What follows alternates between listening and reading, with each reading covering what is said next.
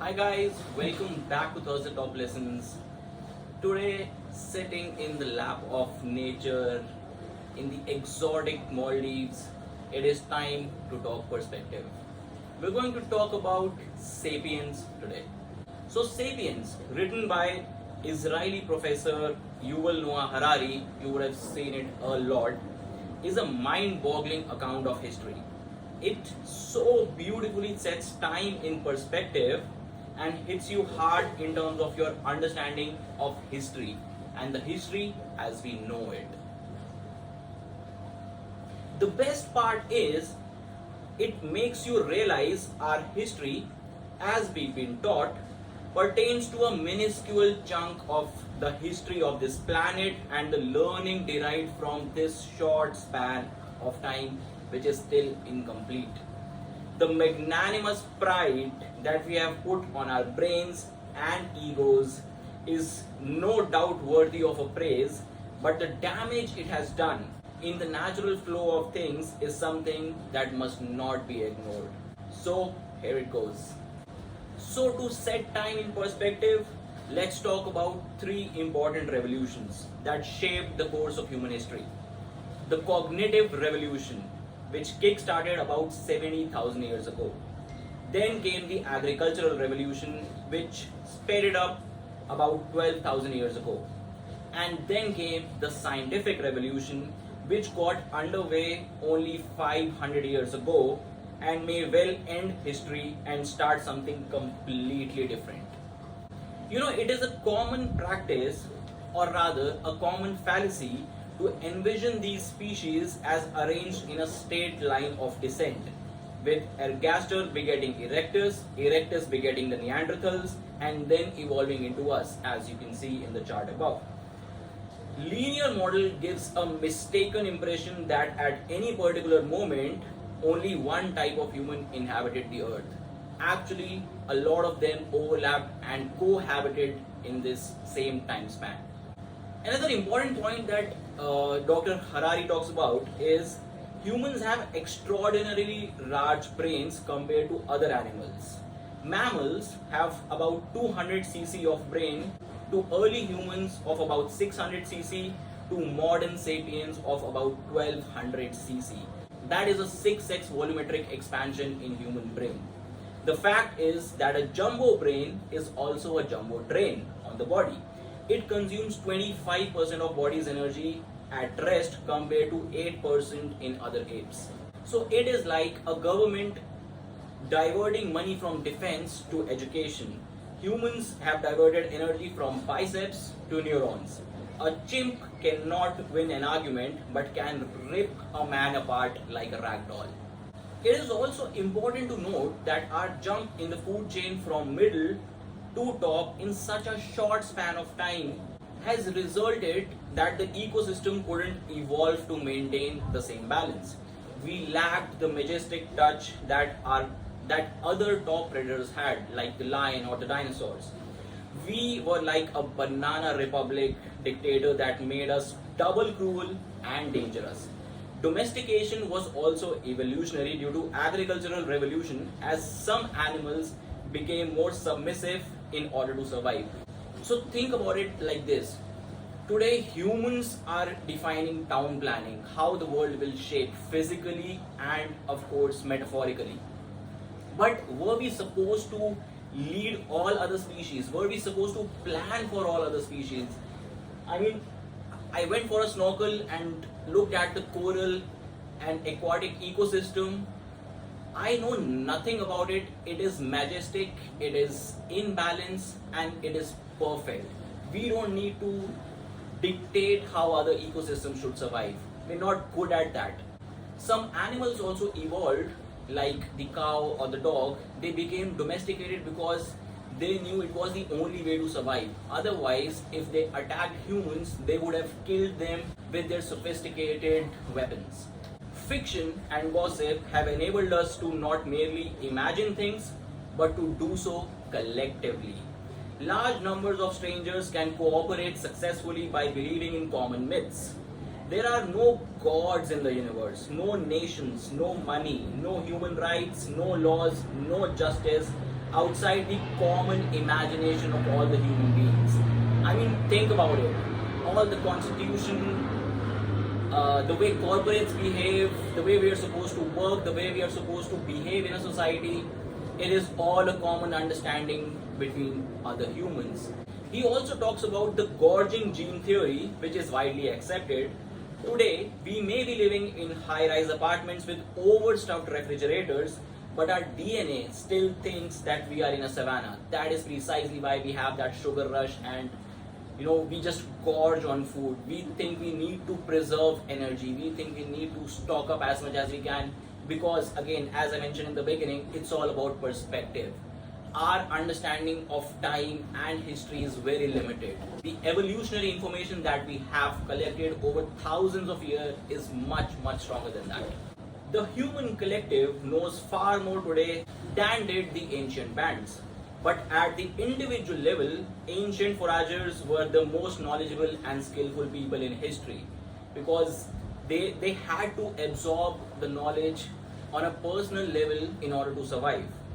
This is because the survival required a high understanding of one's surrounding. Humans don't come across as particularly dangerous. They don't have sharp, long teeth or muscular, lithe bodies. So when a diprotodon, the largest marsupial ever to walk the earth, set eyes for the first time on the frail-looking ape, he gave it a glance and continued chewing leaves. These animals had to evolve a fear of humankind, but before they could do so, they're gone. And that is the biggest problem of humans leading the food chain. Now, an important perspective on agricultural domestication. Think about it for a moment. Wheat was just a wild grass, one of the many, confined to a small range in the Middle East. Suddenly, within a few short millennia, it was growing all over the world. 2.25 million kilometers is covered in wheat today, 10 times the size of Brazil. We went against our nature to feed it and nurture it. We didn't domesticate it, it domesticated us. All it gave us back was multiplicity. Neither full nutrition nor economic support, but copies of DNA helixes was termed as success. So we gathered around near a wheat farm, we grew wheat, we nurtured it against our ancient belief of just being, a vagabond and forager and eat a lot of nutritious different sorts of berries.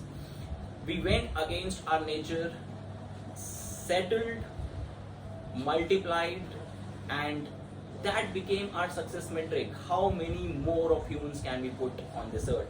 One of history's few iron laws is that luxuries tend to become necessities and to spawn new obligations. Example, in the snail mail era, it took a lot of effort, but people wrote only what was necessary when necessary. But today, multiple emails, mostly unnecessary and lacking concise message, are exchanged within minutes. Life did not become relaxed despite improving processes. In evolutionary terms, cattle represent one of the most successful animal species ever. But they are some of the most miserable species as well. A rare wild rhinoceros is on the brink of extinction is probably more satisfied than a calf who spends its short life in a tiny box fattened to produce juicy steaks. So, to summarize this section, history is something that very few people have been doing while everyone else was plowing fields and carrying water buckets. The problem at the root of calamities is that humans evolved for million years in small bands or a few dozen individuals. The handful of millennia separating the agricultural revolution from the appearance of cities, kingdoms, and empires was not enough time to allow an instinct for mass cooperation to evolve. While human evolution was crawling at its usual snail's pace, the human imagination was building astounding networks of mass cooperation unlike any other we've seen on Earth. A natural order is a stable order. There is no way gravity will stop functioning tomorrow if people cease to believe it. An imagined order is always in danger of collapse as it is dependent on myths. A priest often does the work of 100 soldiers far more cheaply and effectively. I mean, think about it. All we are living in is a make believe system that all of us collectively feel is good for everyone else. Now, let's come to the next step, which is communication. Writing was born as the maidservant of human consciousness, but is increasingly becoming its master. You know, from wheat now to writing. How we believe that we are, domesticating it or controlling it, but it's the other way around. Our computers have trouble understanding how Homo sapiens talk, feel, and dream. So we are teaching Homo sapiens to talk, feel, and dream in numbers, which can only be understood by computers. Look at the kind of coding mania that is happening around you. There is no scientific proof of the complex human society requiring imagined hierarchy and discrimination. Hierarchies serve an important function. They enable complete strangers to know how to treat one another without wasting the time and energy needed to become personally acquainted. If you want to keep any human group isolated, the best way to do it is convince everyone that these people are a source of pollution. I mean,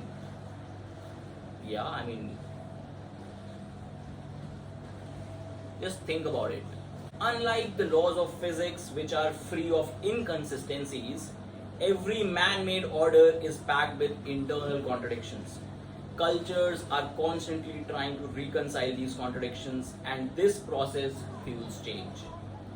When we view millennia and not just centuries, the history moves in the direction of unity and not diversity.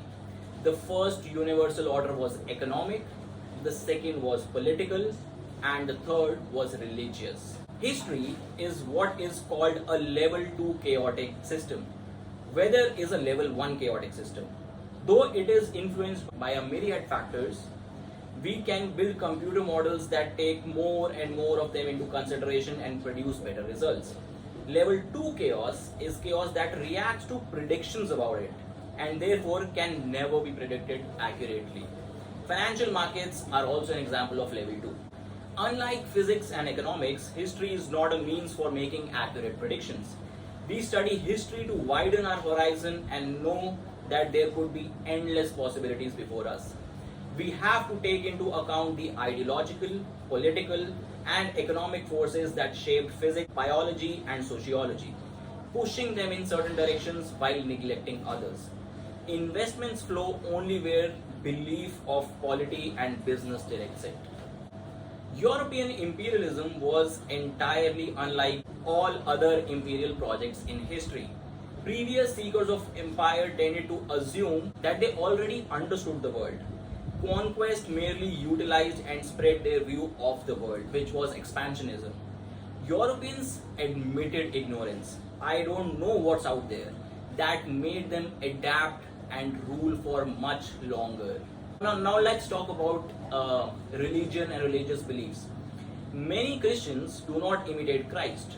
Most Buddhists fail to imitate Buddha. In contrast, most people today live up successfully to the capitalist consumerist ideal. The new ethic promises paradise on condition that the rich remain greedy and spend their time making more money, and that the masses give free rein to their cravings and passions and buy more and more. This is the first religion in history whose followers actually do what they're asked to do, which is shopping. Shopping is the biggest religion in the planet. Think about it. What do you do on holidays? Whatever religion you practice, Eid, Diwali, Christmas, most of it is just consumerism. Now, why are we living in a relatively peaceful time? There are no mass wars. The price of war soared while its profits declined. Earlier, the profit was expansionism territories. Now, most of them is defined. Nuclear force means a collective suicide. Today, wealth consists mainly of human capital and organizational know-how, which cannot be won by war. Also, human happiness is like the air conditioning system set at a temperature. It always returns to the set temperature. The average set temperature is different for different people. Lasting happiness comes only from serotonin, dopamine, and oxytocin. Most people link physical pleasure to happiness, but raising a baby is one of the most physically excruciating experience which gives one the most fulfilling joy. I mean, to most people. So if happiness is a set control system, what motivates us as humans? As Knights put it, if you have a why to live, you can bear any how. Any meaning that people ascribe to their lives is just delusion. Scientifically, our actions are not part of some divine cosmic plan. And if the planet Earth were to blow up tomorrow, the universe will probably keep going about its business as usual. The otherworldly meanings that medieval people found in their lives were no more deluded than the humanist, nationalist, and capitalist meanings modern people found. So you are really not that different from your ancient predecessors. So I hope that gave you a lot of interesting perspective and points to ponder over, sharing some more insights that will definitely leave you with some food for thought. So what Yuval Noah Harari has to say on future is that we are making the transition from laws of natural selection to laws of intelligent design. Imagine what impact AI and genetic modification will have. On capability bias, he says that biology enables, culture forbids. Here I have a very interesting take. Me and my wife are both good drivers. We enjoy driving a lot, but there is a lot of bias that women cannot drive. I think it is only because culturally, historically, women were not allowed to drive. So it's just like being a pilot. The number of hours you have under your belt defines how good a driver you are. The more you practice, the better you get. Men perhaps got an early and a bigger opportunity than women. Now what Yuval Noah Harari has to say on money? He says that money isn't a material reality. It is a psychological construct. Think about it. So thank you so much for watching. Please do like and share the video and subscribe to our channel.